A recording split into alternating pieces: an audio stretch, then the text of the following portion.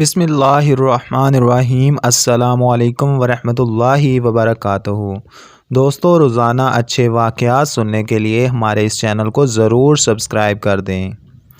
حضرت علی بخش 1829 عیسوی میں ضلع جھنگ کے ایک گاؤں موچی والا میں پیدا ہوئے۔ ابتدائی تعلیم گاؤں میں حاصل کی، بعد میں ٹوبہ ٹیک سنگھ کے ایک قصبہ میں حصول علم کی خاطر میاں الہی بخش کی خدمت میں حاضر ہوئے۔ میاں الہی بخش حافظ محمود جالندھری کے خلیفہ تھے اور شمس العرفان خواجہ قادر بخش کے پیر بھائی تھے، جو 1953 میں ٹوبہ ٹیک سنگھ میں فوت ہوئے۔ انہوں نے حضرت علی بخش کو ظاہری علوم سے مزین کیا، علوم باطنی کے حصول کے لیے لائل پور بھیج دیا۔ وہاں آپ نے لسوڑی شاہ کی خدمت میں حاضری دی اور علوم باطنی حاصل کیے۔ شاہ صاحب سے آپ نے خلافت حاصل کی اور اپنے مرشد کے حکم سے فیصل آباد میں جانب جنوب ڈیرے ڈال دیے۔ یہ جگہ ایسی تھی جس کے چاروں جانب سکھوں اور مسلمانوں کے دیہات آباد تھے۔ حضرت علی بخش بیٹھے تو جنگل میں تھے، مگر بہت جلد آپ کی خوشبو چہار سو پھیل گئی۔ لوگ جوک در جوک آپ کی خدمت میں حاضر ہونا شروع ہو گئے۔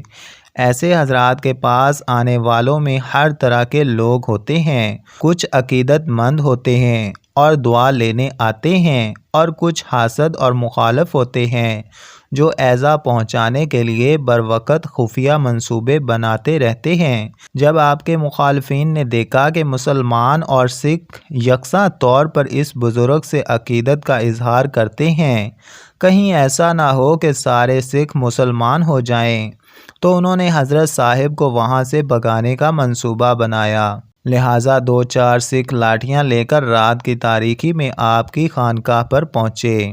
حجرے کا دروازہ کھلا تھا، چراغ جل رہا تھا۔ وہ دبے پاؤں آگے بڑھے، جو ہی دروازے پر پہنچے، حجرے کے اندر کا منظر دیکھ کر دہشت زدہ ہو گئے اور ان کی چیخیں نکل گئیں۔ کیا دیکھتے ہیں کہ حضرت کو کسی نے قتل کر دیا ہے اور ان کے جسم کے ٹکڑے حجرے میں بکھرے پڑے ہیں۔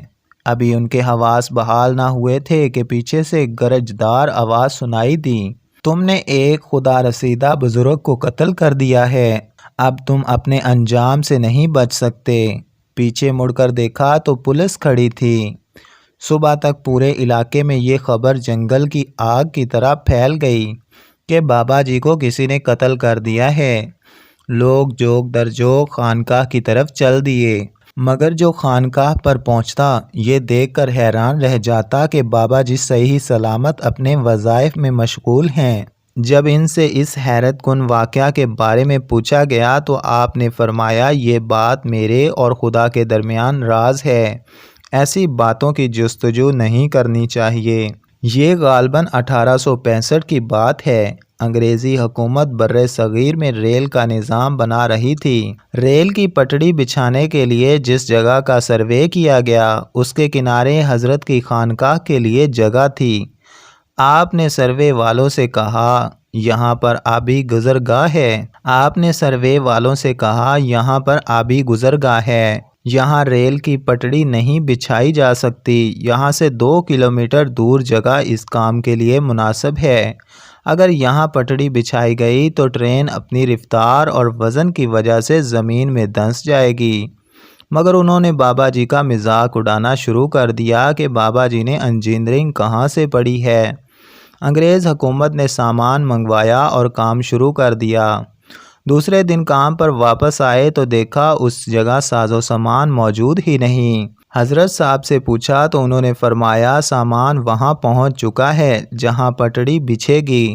مطلوبہ جگہ پر جا کر دیکھا تو سینکڑوں ٹن سامان وہاں منتقل ہو چکا تھا۔